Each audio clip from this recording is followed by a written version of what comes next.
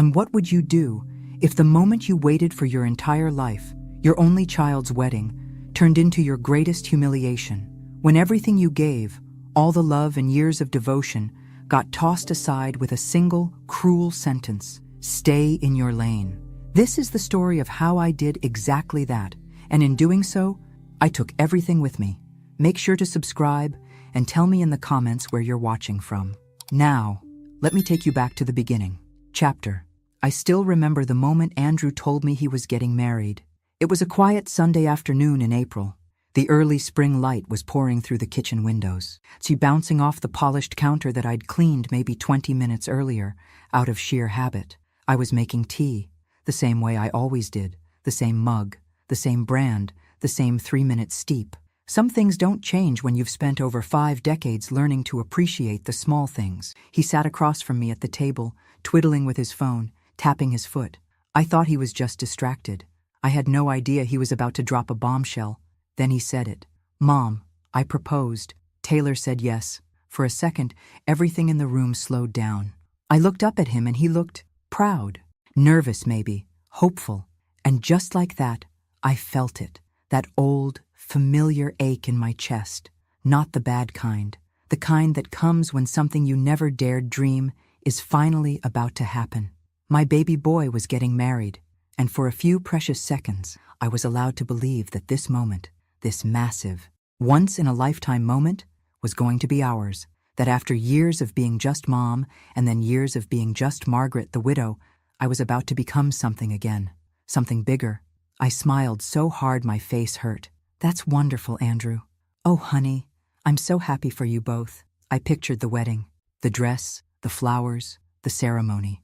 I pictured myself back in the world I had loved and left, wedding planning. After all, I had done it for 35 years before retiring.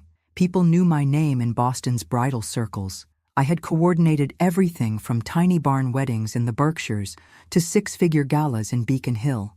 But this would be different. This would be our wedding. "I already have some ideas," I said, almost laughing with excitement. "Not to interfere, of course. It's your day.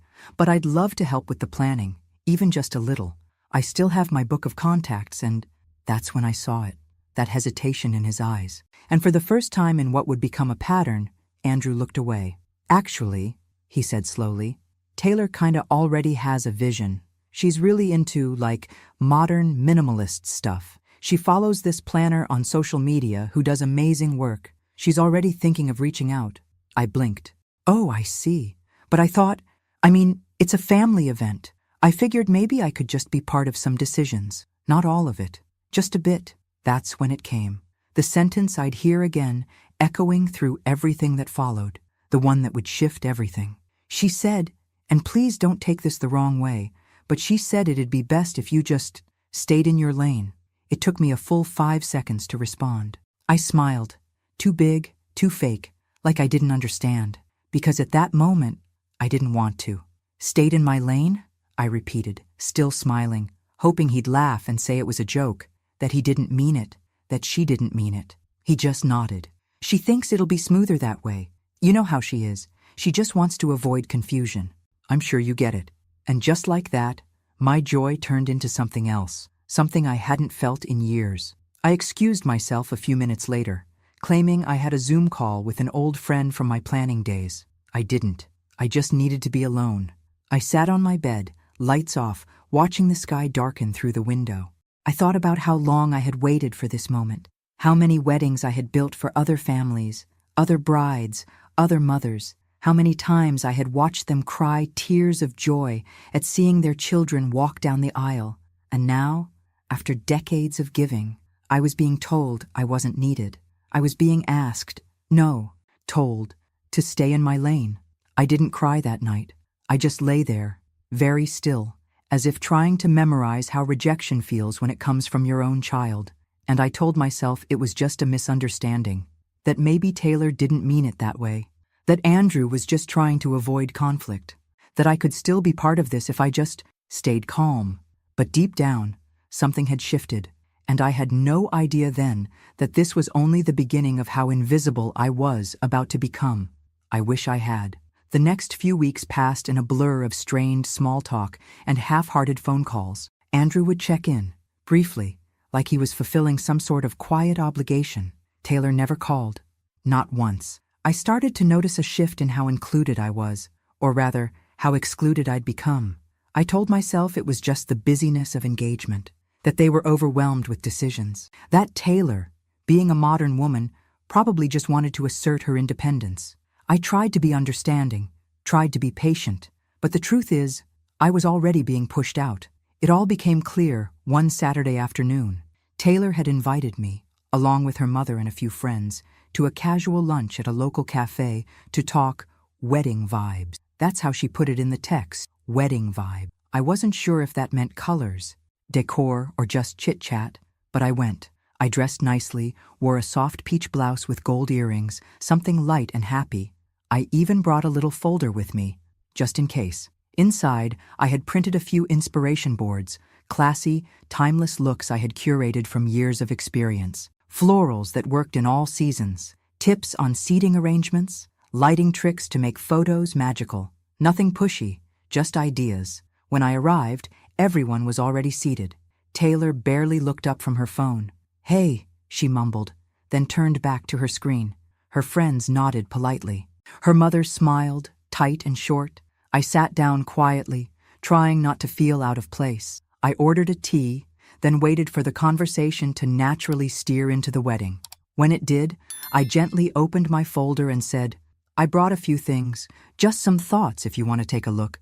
Taylor didn't even glance at the papers. She waved a hand casually. "Oh, that's okay, Margaret. We're going for a more current look, nothing too traditional." The way she said traditional, like it was a dirty word. "I'm sure you've got a ton of great stuff from back then," she added, smiling with just enough teeth to look fake. "But weddings have really changed, right?"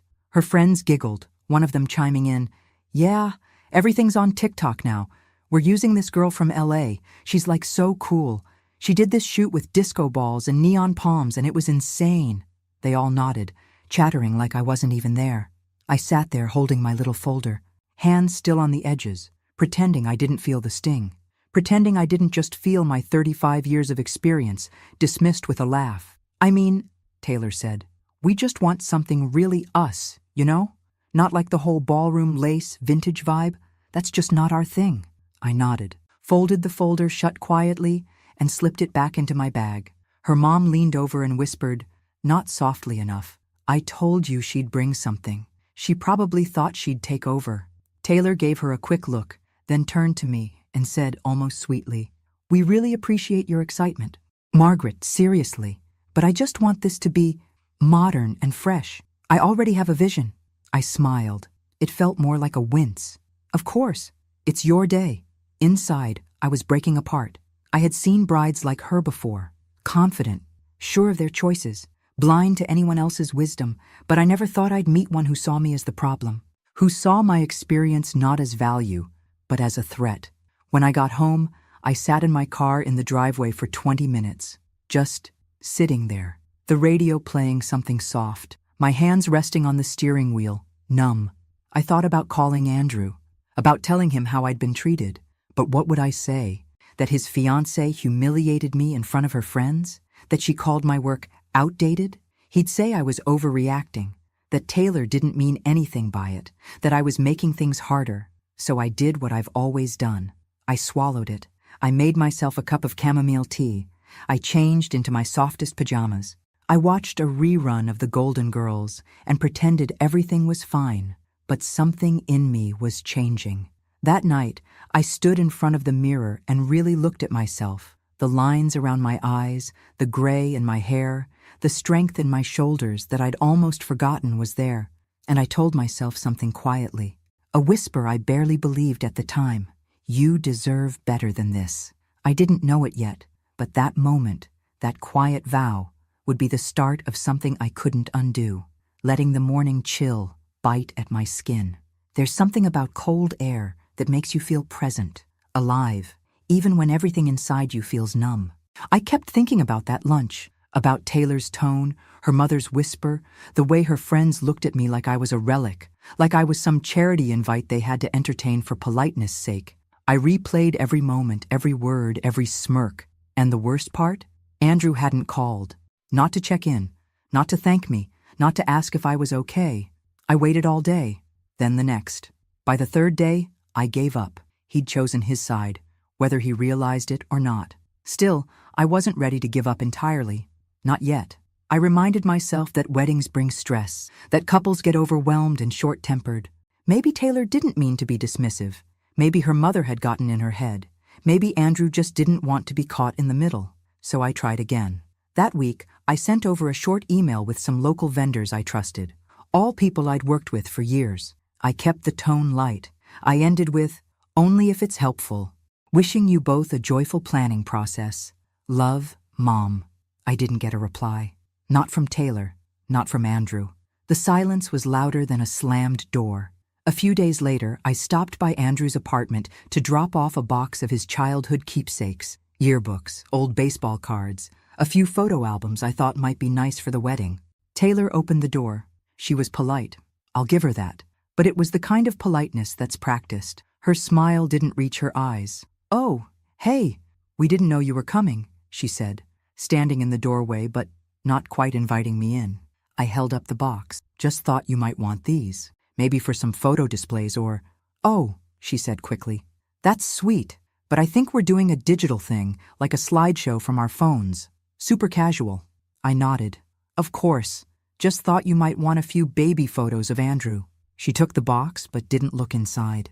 Andrew appeared a few seconds later. He looked tired, or maybe just tense. "Hey, Mom," he said, giving me a quick hug. "You didn't have to bring that stuff in person. You could have just, left it by." "I was in the neighborhood," I lied. "Thought I'd say hi." Taylor cleared her throat. "Actually, we're about to head out. Venue appointment." "Oh," I said. "You found a place?" Taylor smiled. "Yeah, a rooftop downtown. It's very us, chic but not stuffy." "Sounds lovely," I said, masking the sting. "Did you consider the Elmwood estate? I know the owners. They do beautiful outdoor ceremonies." Taylor's smile tightened. "Yeah, but it's a bit dated, and we want to avoid anything that feels too, Mom and Dad wedding." She didn't even blink as she said it. I forced a laugh. "Right, of course." They said goodbye and closed the door before I even made it to the elevator. That night, I sat at my kitchen table and stared at my old wedding planning books. Thick binders full of fabric swatches, floral sketches, vendor lists, timelines, the kind of work that took patience, passion, and precision. I had poured decades of my life into those pages, and now my own son and his fiancée had reduced it all to a punchline, outdated, dated, not their vibe. I could feel something inside me hardening. It wasn't just the exclusion. It was the way it was done, subtle, cold, with a smile that said, "Don't take it personal," while making it deeply personal. I tried one last time. I invited them for dinner. Homemade pot roast, his favorite. I set the table with linen napkins and candles. I even baked a pie from scratch, apple cinnamon, just the way Andrew liked it as a kid. They showed up 30 minutes late. Taylor complained about the smell the second she walked in. "Oh, wow, it's very intense in here. I don't really eat red meat." I smiled and said nothing. Andrew just gave me a sheepish shrug and pulled out a chair. Dinner was awkward, stiff. I tried asking about the planning, how the venue search was going, what kind of dress Taylor was thinking about. She gave me short answers, non-answers. Then, as I poured tea for everyone, I mentioned, gently, that I knew a wonderful seamstress downtown who still made custom gowns. Taylor set her cup down a little too hard. "Margaret, I know you mean well, but honestly, I just feel like you're not hearing us. We're doing things differently. It's not the 90s. We don't want a traditional wedding, and I already have someone in mind to plan everything. She's amazing. She did this eco-themed elopement in the desert that was just, wow." Andrew stayed quiet. I nodded, my hands steady even as my heart cracked. "Well," I said softly, "I hope it's everything you want it to be." Taylor smiled. "It will be. I have a very clear vision, and I just want everyone to stay in their lane so it all goes smoothly." There it was again, that phrase, "stay in your lane, your." It was no longer a request. It was a command, a declaration of where she thought I belonged, outside the lines of their life. I cleared the dishes, packed them a box of leftovers, and kissed Andrew goodbye. When the door closed behind them, I stood in the quiet, staring at the empty table. That was the moment I knew. I wasn't part of this. Not truly, and the woman I had tried so hard to embrace as family had made it perfectly clear she didn't want me in her story. Fine, I thought. You want me out? I'll stay in my lane. But you better be careful, because the road I take when I do doesn't come with a gift at the end. Taylor wasn't looking for family. She was building a stage, and I didn't fit the aesthetic. Still, I hoped Andrew might see it, that maybe, just maybe, he'd notice the lines being drawn, the way his fiancée treated me like a relic to be boxed and stored away. But hope, as I'd learned too many times, can be crueler than truth. A week later, Taylor invited me to dinner again, this time at her parents' house. A family get-together, she called it. I wasn't sure if it was an olive branch or a performance, but I went. Their house was beautiful, cold, but beautiful. Modern furniture, gray tones everywhere, not a single photo on the walls. The kind of place that looked like it had been staged for a magazine shoot, not lived in, not loved in. Taylor greeted me with the same smooth smile as always. Her mother, Diane, was already halfway into a glass of wine when I walked in. She kissed me on the cheek, her tone dripping with rehearsed charm. "Well, Margaret," she said, "Taylor tells us you used to do wedding planning? That must have been interesting work." Interesting. Like I'd once been a part-time dog walker or a quirky knitting club host. I smiled. Yes, for over 3 decades. I loved it. Helped a lot of people create memories that lasted. Diane gave a tight smile. "Well, thank goodness for Instagram now, right? So much easier these days." I glanced at Andrew. He wasn't meeting my eyes. We sat down to eat. The conversation revolved around color palettes. 54, 39, 45,000. 40, 25,000 vegan catering.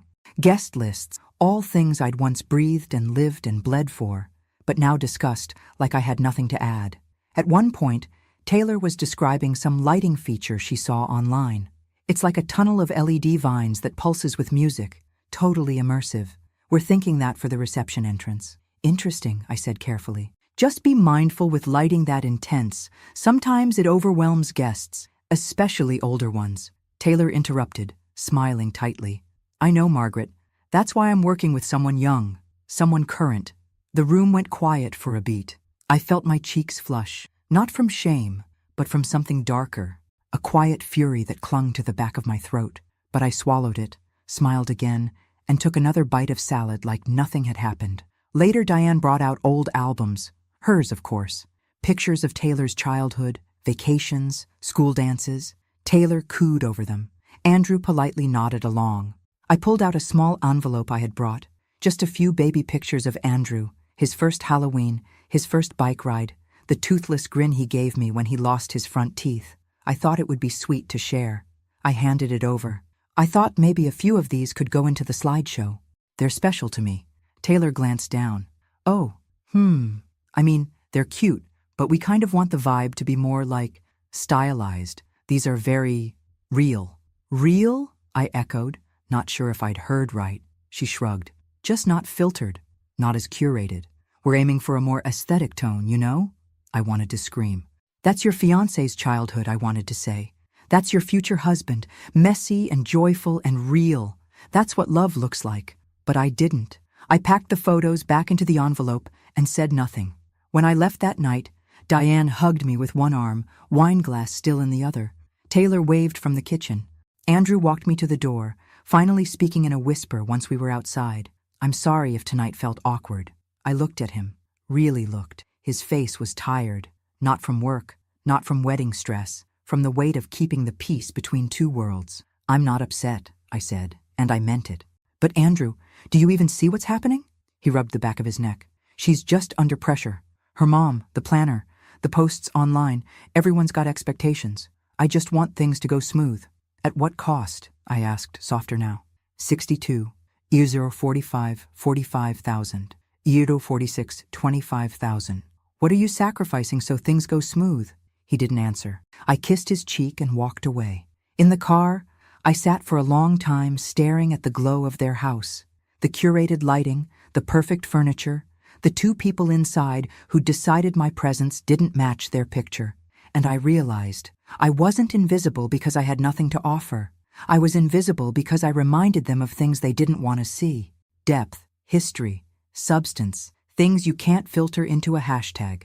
The next morning, I took the wedding fund out of its hiding place. 20 years of saving, sacrifice, meant to be a gift, meant to be a blessing. I looked at the number, at the little notebook beside it where my late husband had written, "For Andrew's Day, make it count." I stared at it for a long time. Then I took a breath, and I made a decision that would change everything.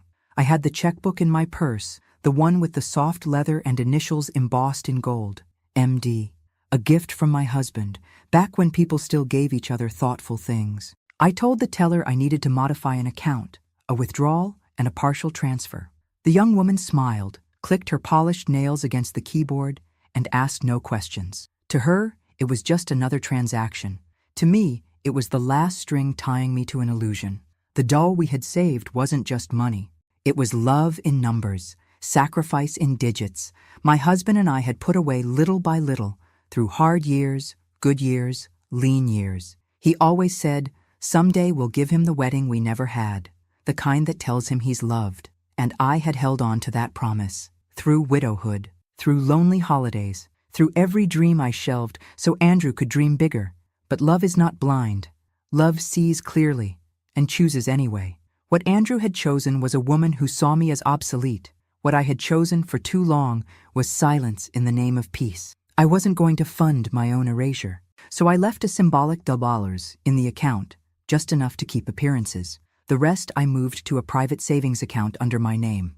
No announcement, no confrontation, just a quiet boundary, finally drawn. That night, I wrote a note, a short one, folded it into an envelope with a check for the Dear Andrew and Taylor, as you prepare for your big day, I wanted to offer a small contribution. I trust you'll make it beautiful and meaningful in your own way. Wishing you both joy, always. With love, Mom. I sealed it and mailed it the next morning. A week passed. No call, no thank you, just radio silence. Then, one evening, Andrew came over. Alone. No warning. I opened the door and saw it on his face. Tension, confusion, a thread of guilt. "Hey, Mom," he said. "Can we talk?" We sat in the living room. I offered tea. He declined. He didn't waste time. "Taylor saw the check," he said. "She was surprised." I nodded. I imagined she would be. She thought, well, we both thought you were planning to cover more, like the full amount. "I know," I said gently, "but I changed my mind." He blinked. "Why?" I met his eyes. "Because I wasn't invited to be part of anything. Not the venue, not the decisions, not the vision. I was asked to stay in my lane, so I did." His jaw tightened. "It's not like that. Taylor just wants control. She gets overwhelmed easily. She's trying to make things perfect. Perfect doesn't mean excluding the people who love you," I said. "And overwhelmed isn't an excuse for disrespect." He didn't respond right away.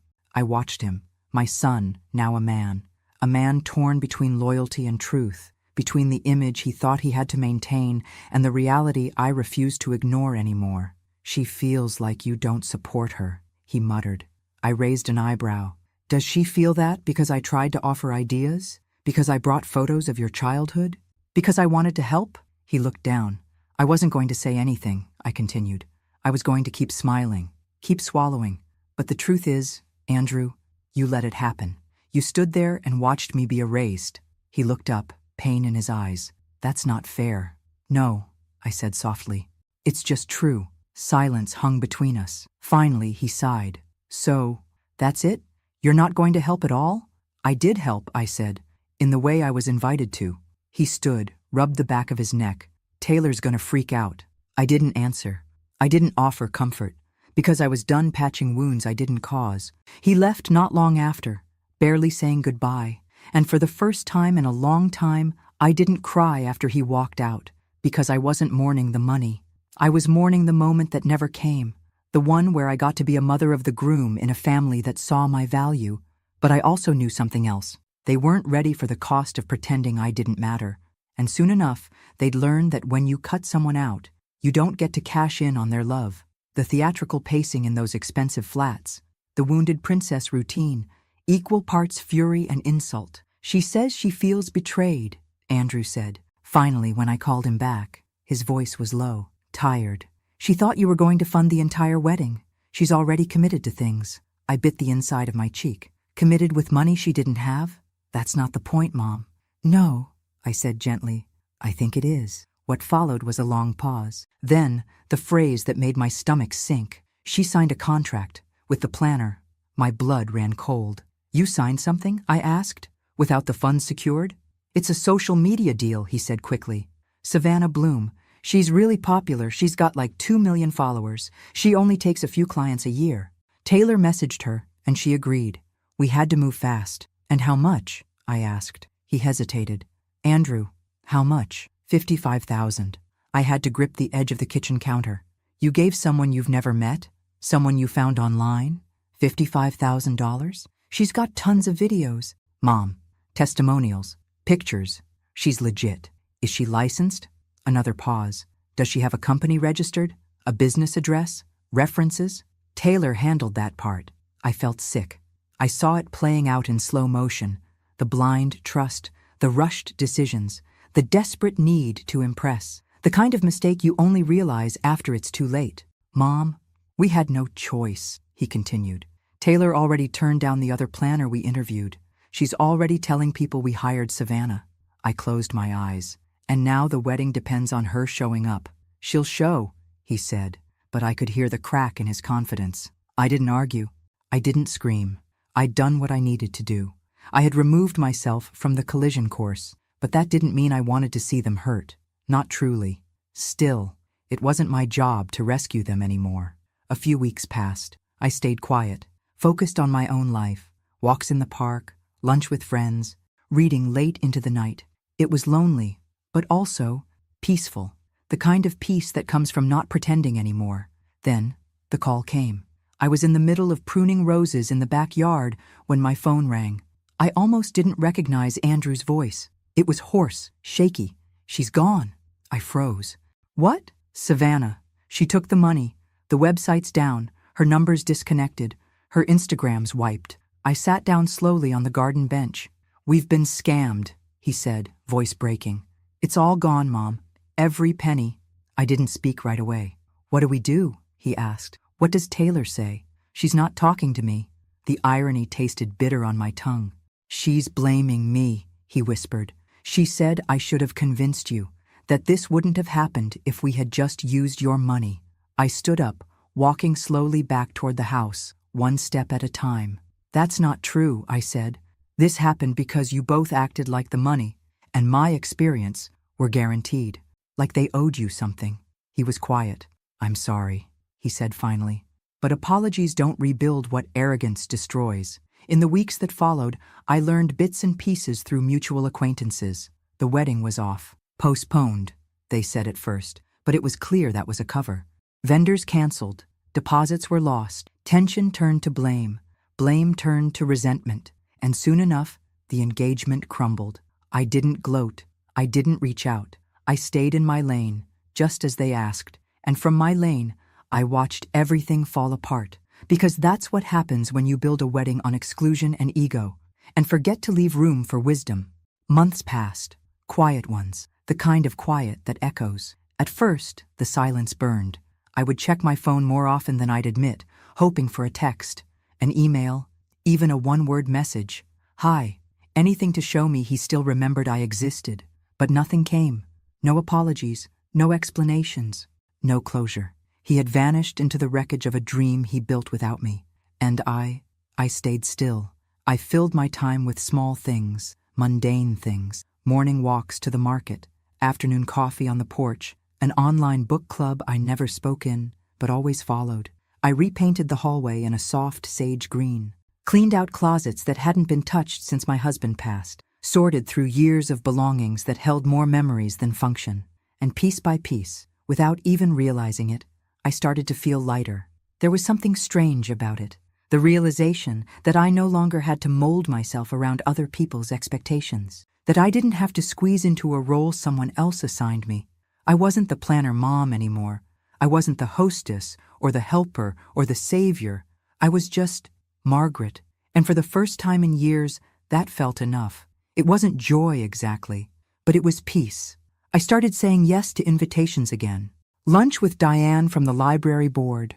A garden tour in the suburbs with Joan, an old friend from church. A ceramics class where my bowl came out lopsided and I laughed harder than I had in years. And slowly, I began to remember who I was before I spent so much time trying to be what other people needed.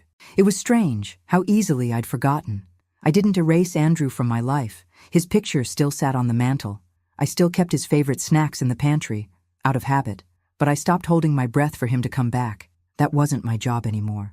I was healing in silence, the way some wounds require. No drama, no announcements, just quiet, deliberate self-respect. Then, one afternoon, I ran into Diane, not Taylor's mother, but my friend Diane, at the grocery store. She asked if I'd heard about Taylor. I shook my head. She moved back in with her mom, she said. Can you believe it? After everything? I could. She's telling people Andrew ruined the wedding, Diane added. But I heard it wasn't just the planner. They were fighting before that. Something about her wanting more control than he was willing to give. I didn't respond. Because deep down, I knew it had never been about one wedding, or one planner, or one decision. It had been about power, image, ego, and relationships built on those things don't survive the first storm. Later that night, I sat alone in the living room, the lights low, a book open on my lap that I hadn't touched in 20 minutes. I stared at the fireplace, not lit, just there, and thought about all the versions of myself I'd tried to be for other people. The fixer, the forgiver, the quiet peacemaker. I'd been all of them, but none had brought me the love I thought they would. And now, in the stillness, I saw the truth. Love doesn't require you to shrink. Love doesn't ask you to disappear. It welcomes you, flaws and all, or it's not love at all. That night, I slept without waking, without dreams, without the ache of regret pulling at my ribs, because I had stayed in my lane, yes, but I had also chosen to drive forward, and I wasn't looking back anymore. The planner, Savannah Bloom, the one Taylor had idolized like she was a deity in heels, was officially exposed as a fraud. Not just with Andrew and Taylor. She'd scammed at least 4 other couples across the country. The story broke on a local news site first, then a wedding blog, then the evening news. I sat at my kitchen table, sipping coffee, watching the segment.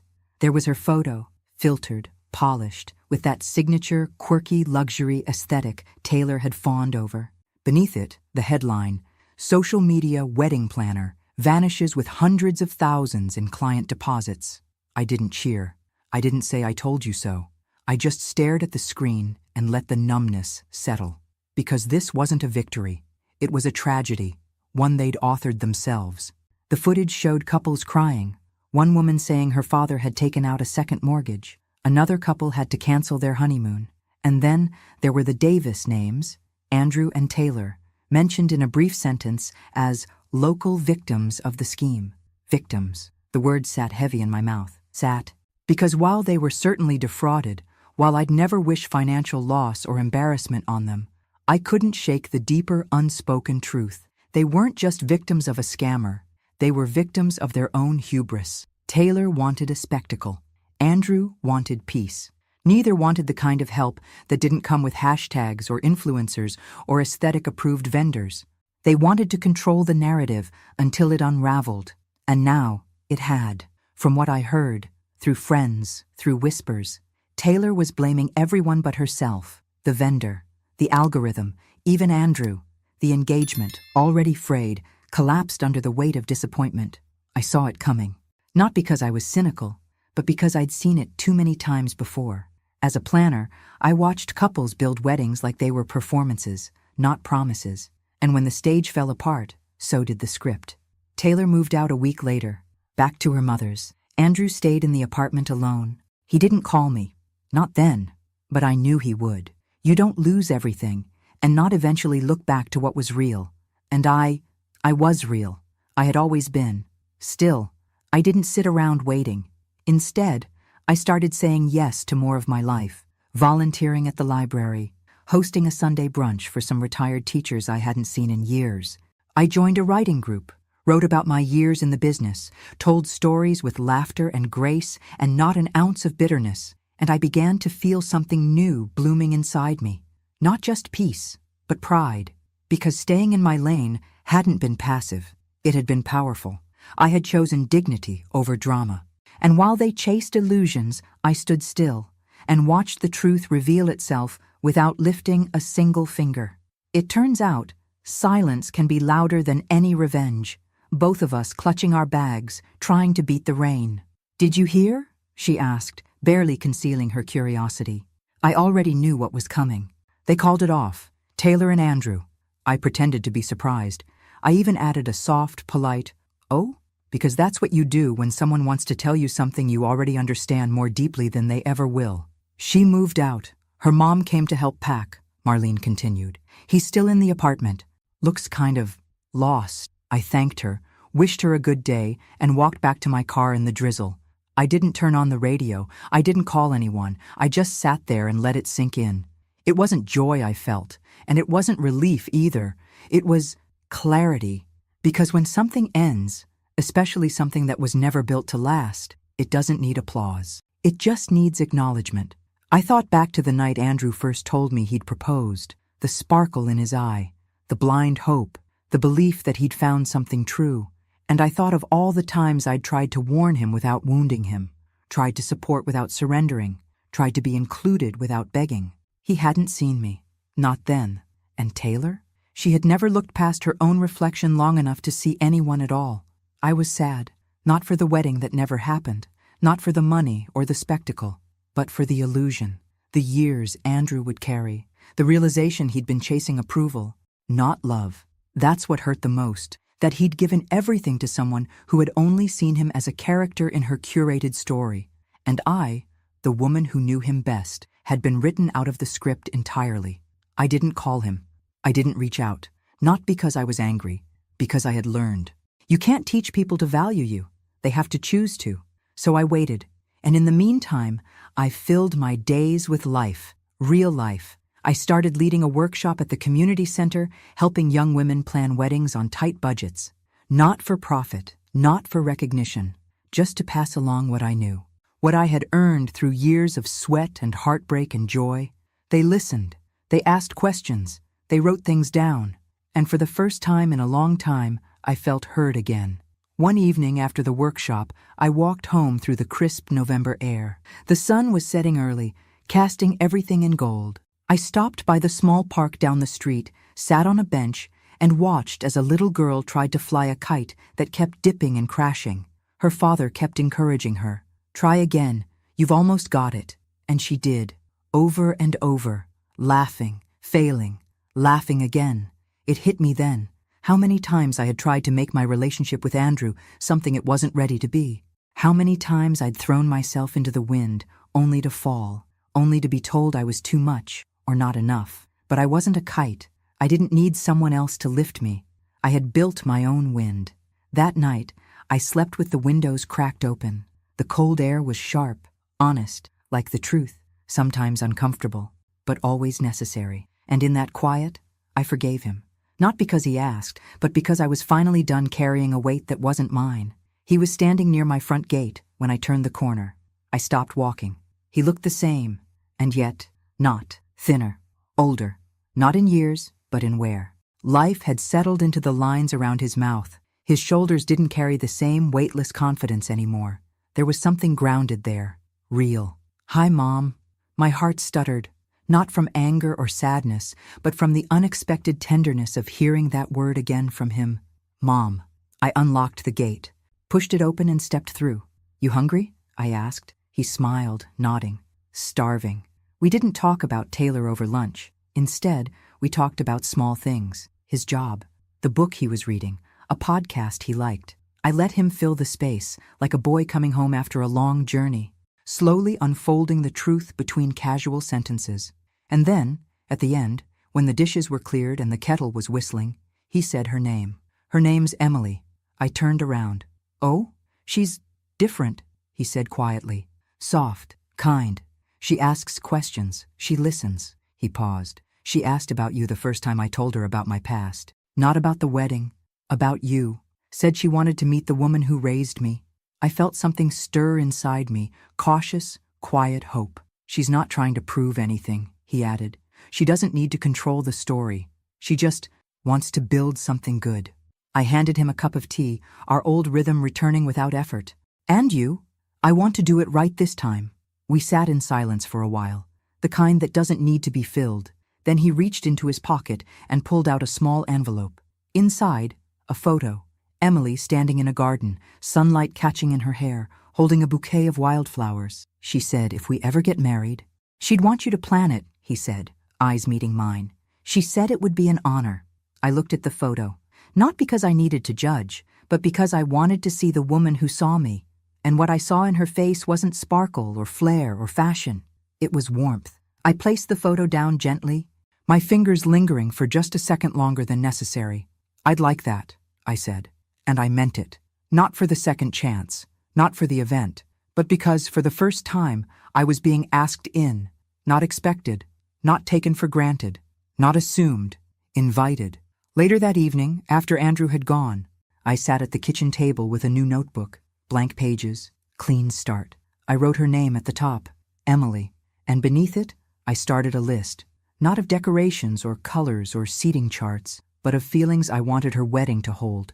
Joy, honesty, gentleness, gratitude. Because this wasn't about getting it perfect. It was about getting it real. And this time, I was ready. Somehow. It wasn't the first time I'd been asked to help plan a wedding, but it was the first time I'd felt seen as I worked. It wasn't just about executing a vision anymore. It was about sharing one. And for the first time in years, I realized how much I had missed being part of something real, something that didn't need to be perfect to be beautiful. Emily and I spent weekends together. She'd bring over coffee, we'd talk about fabric swatches, seating arrangements, and her family's desire to have an outdoor ceremony. Sometimes, we just talked about life, her work, her dreams, how she'd grown up in a small town in the Midwest, and how she had never wanted a big wedding. She just wanted it to feel like her. And I realized more than anything that this wasn't a job for me. This was something I'd been waiting for. A moment to contribute, not just to their happiness, but to mine.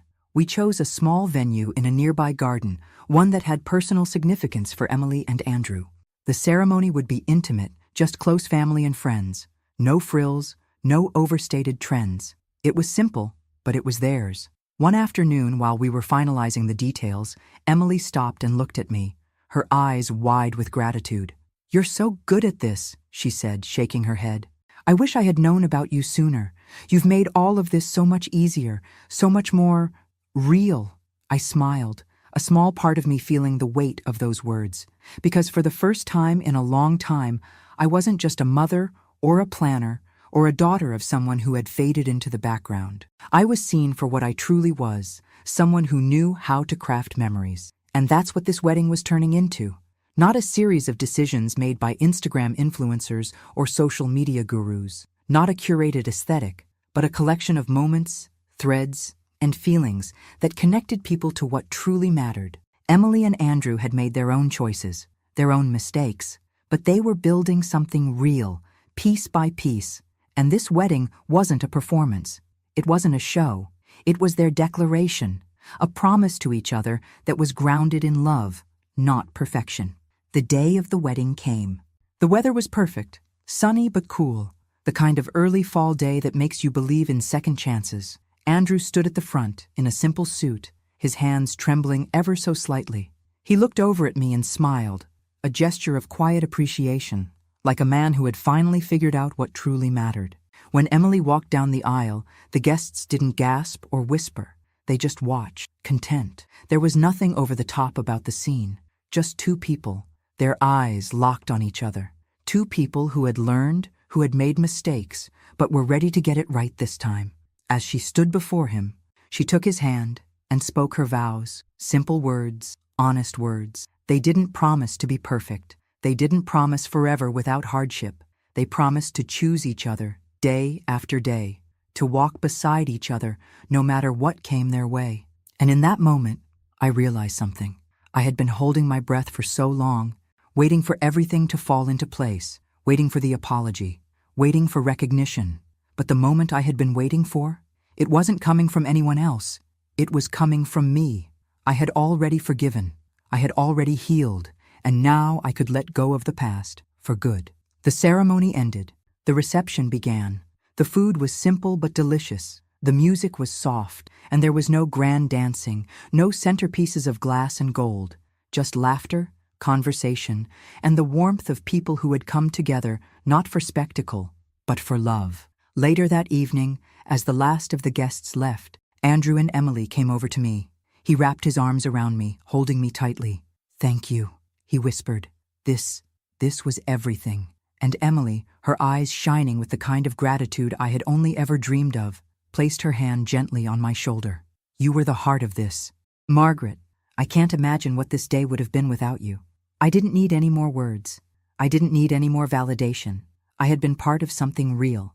And as the evening wound down, I stood by the edge of the garden, watching Andrew and Emily dance their first dance, not the perfect, flawless performance, but the awkward, imperfect, joyous sway of two people who had chosen each other.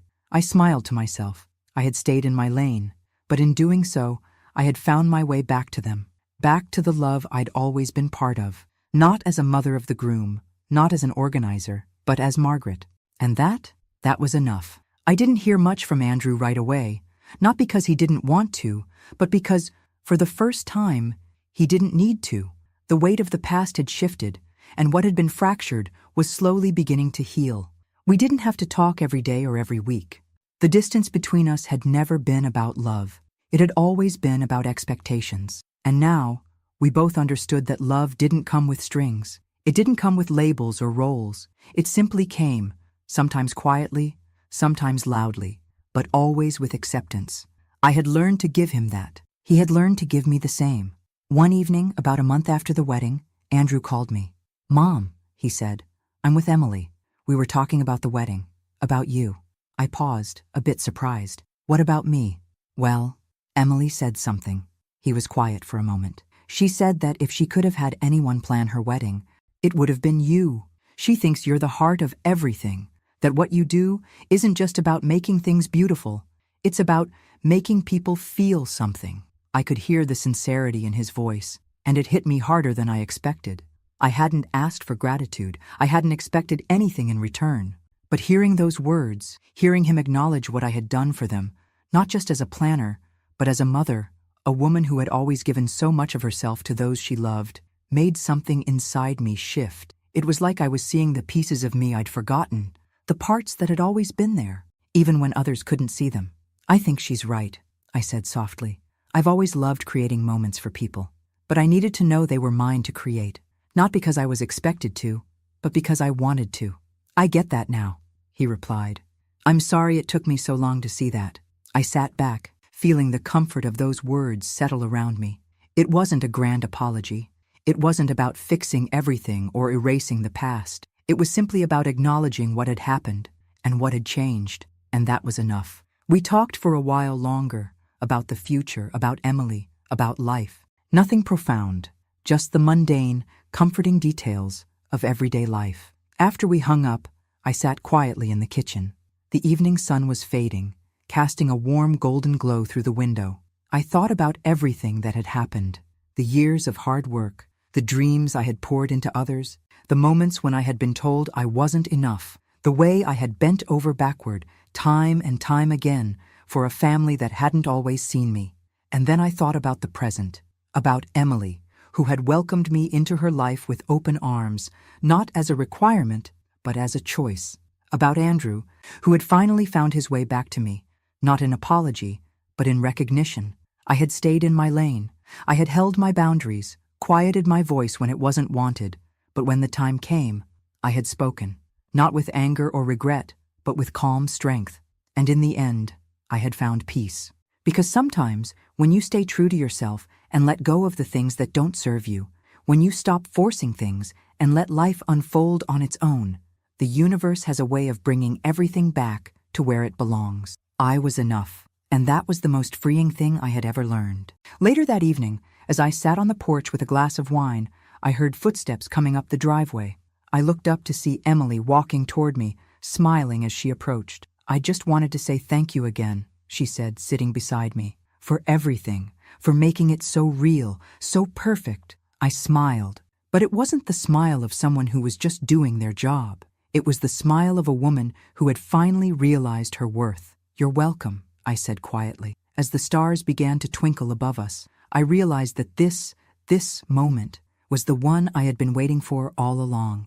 Not a wedding, not a grand gesture, but the quiet, soft realization that my journey had always been about me too, about finding my place, about not just being part of the story, but knowing when to take the lead. And I was finally ready to do that, not just for them, not just for anyone else, but for me. I had stayed in my lane, and it had brought me exactly where I needed to be.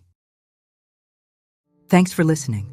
Don't forget to subscribe and feel free to share your story in the comments. Your voice matters.